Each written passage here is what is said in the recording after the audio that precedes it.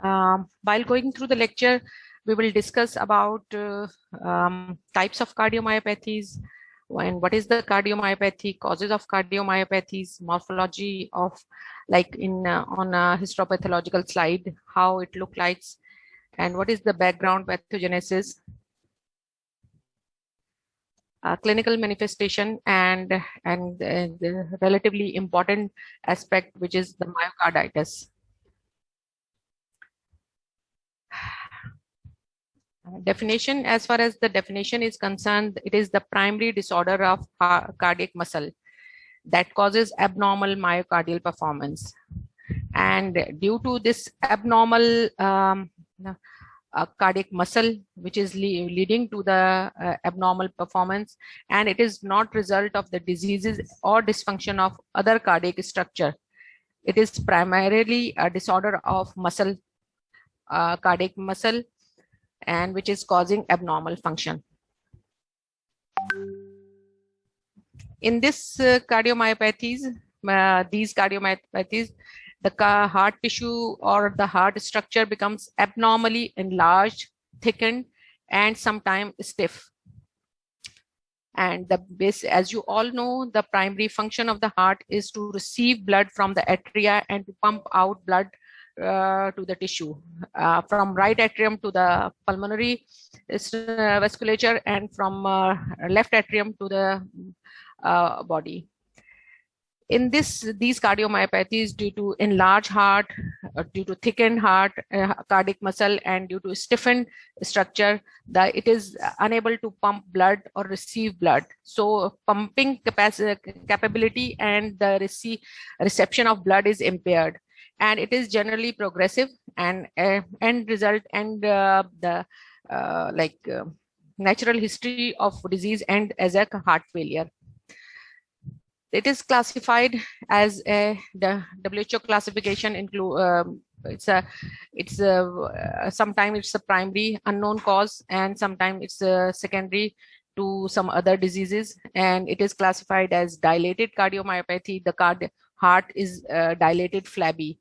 Then there is hypertrophic cardiomyopathy, in which cardiac muscle is hypertrophied, abnormally thickened and hypertrophied.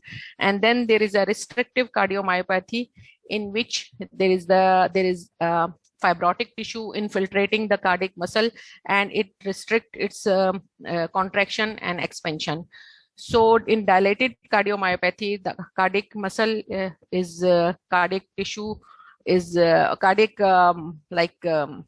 whole cardiac structure is dilated, so it is unable to pump as normally. So it is systolic dysfunction, whereas in hypertrophic and Hello, can you hear me? There was the Zoom meeting was disconnected, and a moderator again sign me and allow me to sign in. So hope you can hear me. So let's start where our connection is dropped. There are secondary causes for these cardiomyopathies, and these include infective, immunological, dystrophies, idiopathic. There are metabolic disorders we will discuss in further detail, systemic diseases, and there are familial disorders, hypersensitivity, and toxicity due to chemotherapy.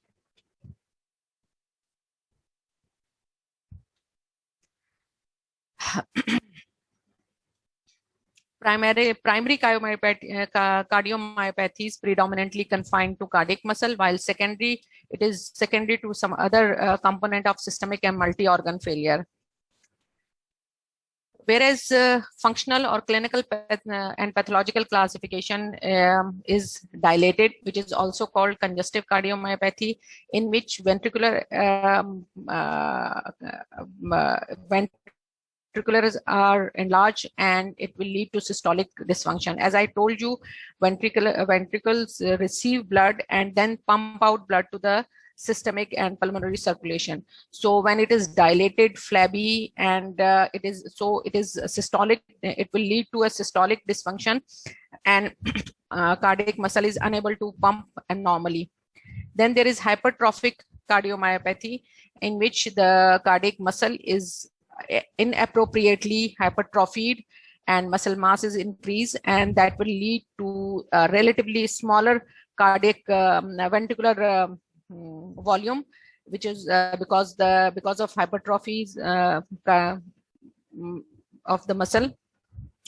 Then restrictive infiltrative cardiomyopathy, in which the cardiac muscle is not adequately pumping and contractile due to infiltration of fibrotic tissue, and that will lead to abnormal filling and diastolic dysfunction.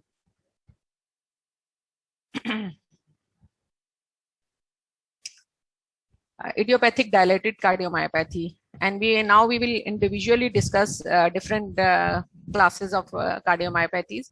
And idiopathic dilated cardiomyopathy, it is the disease of unknown etiology, and it is primarily left ventricular dilatation and systolic dysfunction.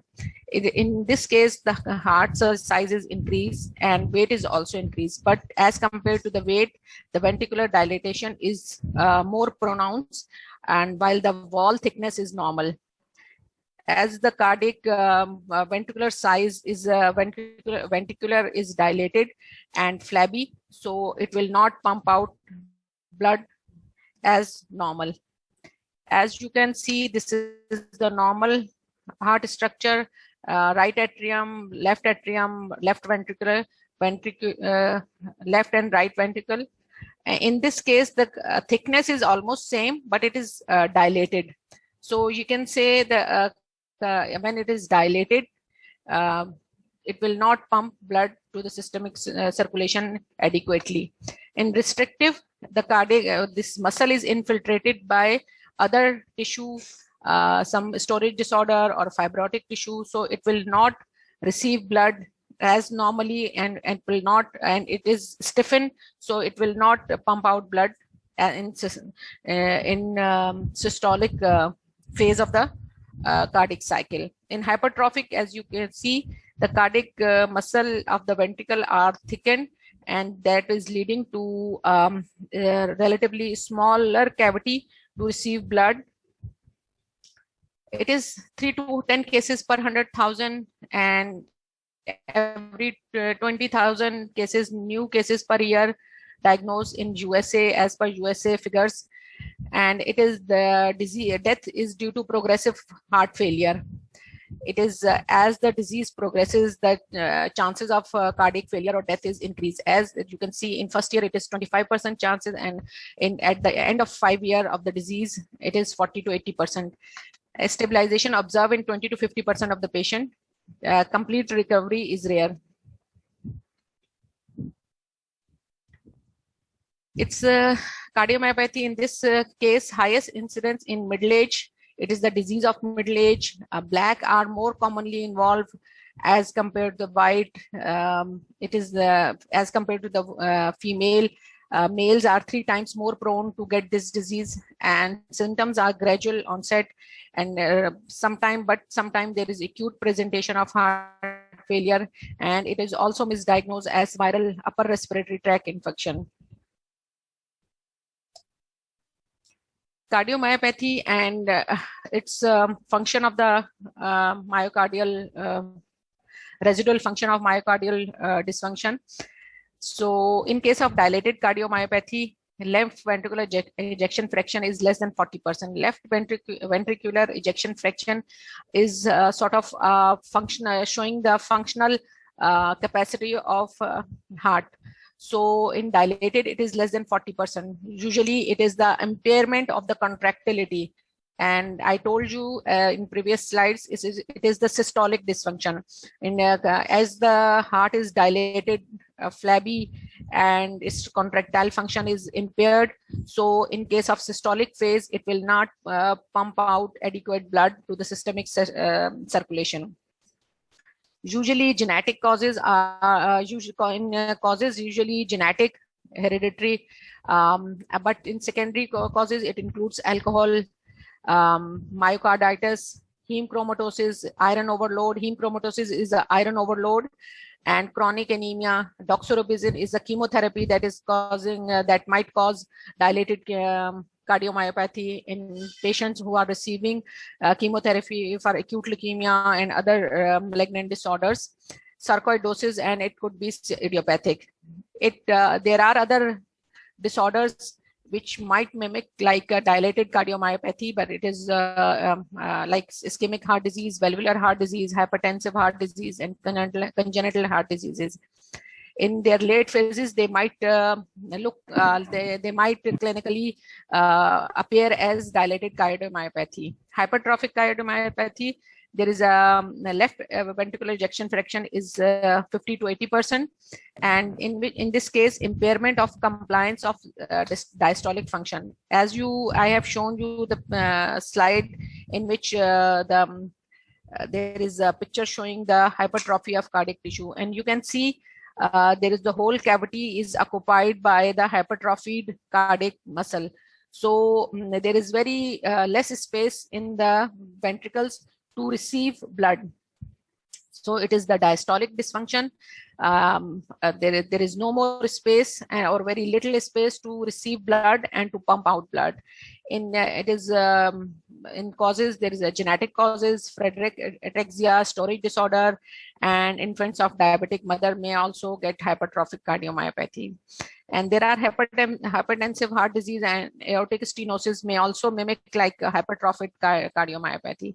Then there is a restrictive cardiomyopathy in which left ventricular ejection fraction is 45 to 90%. Again, it is a diastolic dysfunction. And there are diseases which lead to fibrosis like amyloidosis, radiation-induced fibrosis, and idiopathic. And it is pericardial constriction or effusion might clinically look like a restrictive cardiomyopathy. There is a long list of causes which might cause cardiomyopathies like infections, virus, chlamydia, rickettsia, neuromuscular diseases which can cause different type of cardiomyopathies, immunological like myocarditis, post-transplant rejection, toxin, alcohol is very important in the toxin which lead to cardiomyopathies. And then there is a cyclophosphamide, which is chemotherapy, doxorubicin and daunorubicin, which also cause cardiomyopathies. So if someone is in acute leukemia patient, it is very important to monitor cardiac function, and it is also very important to monitor dose of these drugs due to this side effect. Then there are a storage disorder, which as I told you can cause restrictive cardiomyopathy because they infiltrate the cardiac muscle, and it includes amyloidosis, Fabry disease, and glycogen storage disorders. Then there are metabolic disorders, hyperthyroidism, hypothyroidism, hyperkalemia, hypokalemia, nutritional deficiency, and heme chromatosis. Heme chromatosis is the iron overload, as you can see in thalassemia, as well as congenital heme chromatosis, iron overload disorder. Infiltrative leukemia, carcinoma, sarcoidosis, and radiation-induced fibrosis also lead to restrictive cardiomyopathy. Dilated cardiomyopathy, in this case, there is chamber thickness is not prominent, but there is a the ventricle, especially left ventricle, is dilated. Mostly adult middle age group involved, and there is progressive declining of left ventricular ejection fraction. And the prognosis of the disease is directly proportional to the left ventricular ejection fraction. The more left ventricular ejection fraction is compromised, so prognosis is poor. 50% die within the 2 years. The main causes of dilated cardiomyopathy is myocarditis, alcohol, and adriamycin, which is doxorubicin and daunorubicin. There is in this, the pathophysiology include progressive cardiac dilatation, and it affects the contractile systolic function of the heart, and it is systolic function is compromised, and blood cannot be pumped out of heart. There is some hypertrophy to compensate, but it is not prominent like hypertrophic cardiomyopathy. And it is sometimes it is also called congestive cardiomyopathy. In morphology, you can see Due to dilatation of chambers, heart is unusually enlarged, heavy, flabby. And as you can see in this picture, this is the normal heart and this is the dilated ventricle, and in the case of dilated cardiomyopathy. And as you can see, as it is dilated, it is not pumping blood out of the left ventricle to the systemic circulation, and as it is dilated, there is somewhat sluggish flow, and so there is some turbulence within the this chamber that might lead to the mural thrombi, which is more common in this dilated cardiomyopathy. And these mural thrombi will throw in the circulation, which might cause is present as a stroke or sudden death. And in this case, there is no primary valvular alteration. What is mean? Like there is no abnormal function of the valves, but as the ventricle are dilated, so it might lead to some incompetence or regurgitation due to, in late cases, due to dilatation.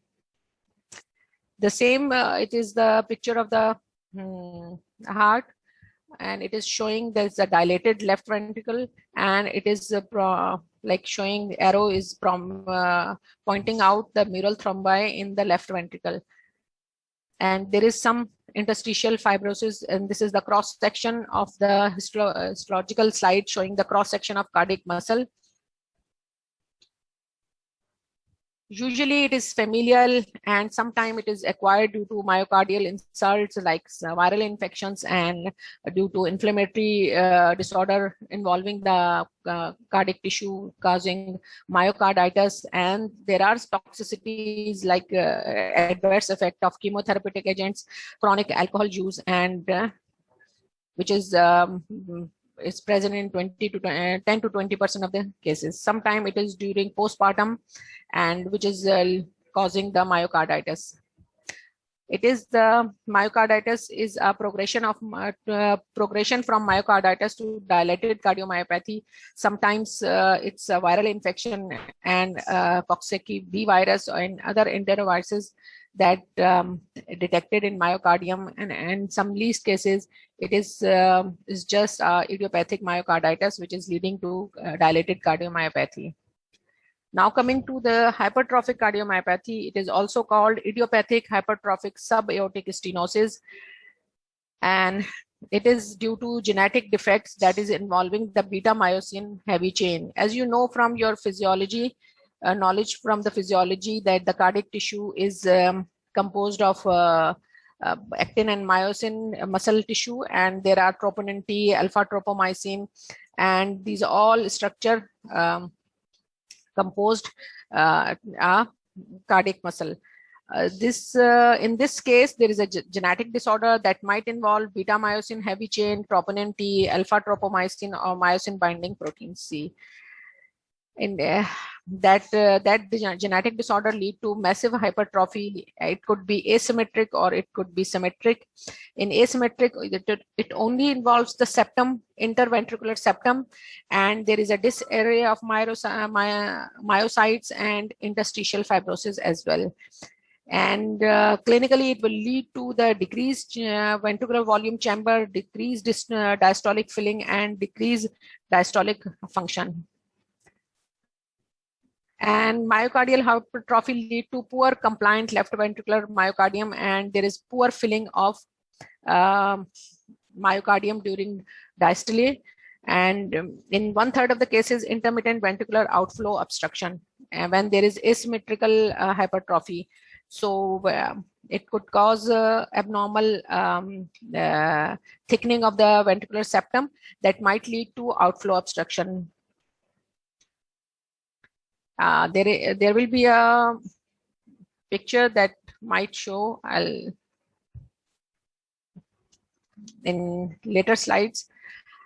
Idiopathic hypertrophic cardiomyopathies, there is abnormal growth of muscle fiber in the heart muscle, usually in the left ventricle. So left ventricle is mainly involved, but it can cause prominent hypertrophy in septum or in right ventricle. Volume of the left ventricle is normal or reduced, but most of the time it is reduced. So increase muscle fiber prevent the chamber from relaxing completely after contraction, and it will lead to decreased filling of left ventricle during diastole. So it is diastolic dysfunction. In case of dilated cardiomyopathy, it is systolic dysfunction. While idiopathic hypertrophic cardiomyopathy, it is diastolic dysfunction, because the cardiac tissue muscle of the left ventricle is hypertrophied, leading to the decreased ventricular size, and there is decreased relaxation. Cardiac muscle is not relaxed during diastole, so it is diastolic dysfunction. We have covered this. Beside diastole, impaired filling during diastolic phase of the cardiac cycle, there is also myocardial ischemia, because the muscle mass is increased, filling pressure is reduced, and there is increased demand of O2. And there is decreased vasodilator reserve capillary density, abnormal intramural coronary arteries, and systolic compression of arteries. These all lead to decreased oxygen supply and myocardial ischemia, and increased susceptibility for myocardial infarction and angina. Clinically, it present sometime initially it could be asymptomatic, just present as ECG finding, but it could present as it might be symptomatic in later stages, and so the most prominent clinical feature is dyspnea in 90% of the cases, angina, as I told you. There is increased oxygen demand, and there is decrease due to increased cardiac tissue and decreased oxygen supply. So angina pectoris is the another prominent clinical finding. Then there is fatigue, syncopal attacks, and sometimes there is a sudden cardiac death, palpitation, paroxysmal nocturnal dyspnea, congestive heart failure, but dizziness is less frequent. Morphologically, when we look in the microscope, it is the massive myocardial hypertrophy, usually without ventricular dilatation. In case of dilated cardiomyopathy, it is the ventricular dilatation is prominent, hypertrophy is secondary and is less prominent. In case of hypertrophic cardiomyopathy, the hypertrophy is very marked, but the dilatation is it's not prominent. Disproportionate thickening of the ventricular septum as compared with the lateral walls of the left ventricle, and it is 1:3 ratio. The ventricular septum is 3 times thickened as compared to the lateral walls. There is asymmetrical septal hypertrophy is also seen in 10% of the in cases, but in 10% of the cases there is a symmetrical hypertrophy throughout the cardiac in the ventricular walls. This is the hypertrophic cardiomyopathy, asymmetrical septal hypertrophy. You can see the lateral walls are not hypertrophied as the septum is hypertrophied, and it is 65% of the cases it occurs as asymmetrical septal hypertrophy. But it is not obstructing the outflow. Here in this case, the asymmetrical hypertrophy, the only septum is involved, but it is so much hypertrophy that it is obstructing the outflow of left ventricle. Here it is the symmetrical hypertrophy. You can see the whole left ventricle is hypertrophied, lateral wall, and as well as the septal septum is also hypertrophied, and it accounts for 35% of the cases in which concentric symmetrical hypertrophy of the left ventricle occur. Then there is apical hypertrophy. Then the septum and the whole lateral wall is not involved, but the only apical tissue, apex of the cardiac muscle is involved, and it is only account for 10% of the cases. Septal muscle bulge into the left ventricle outflow tract, and left atrium is enlarged. As you can see there, the whole left atrium and the septal wall is hypertrophied. If you remember the normal cardiac wall thickness in my last few slides, so it is reducing the left ventricular cavity, and as the blood is coming from the left atrium to the left ventricle, and the left ventricle size is reduced, and there is a pressure from the lateral walls, so left atrium has to exert more pressure, and so it is dilated. As you can see in the histological picture, cross-sectional analysis, and these are the cardiac muscles which are hypertrophied and due to this hypertrophic cardiomyopathy. Again, the picture which is showing this is the normal cardiac picture which is showing the normal cardiac chambers, right atrium, left atrium, right ventricle, left ventricle. In case of dilated, it is, you can see the wall thickness is almost same, but the chamber is dilated. In hypertrophic cardiomyopathy, the wall thickness, septal wall and lateral wall is thickened, and chamber size is relatively reduced as compared to the normal. And now in this picture, you can compare the both. The hypertrophic myopathy is the mutation in any one of the several genes that encode for sarcomeric proteins.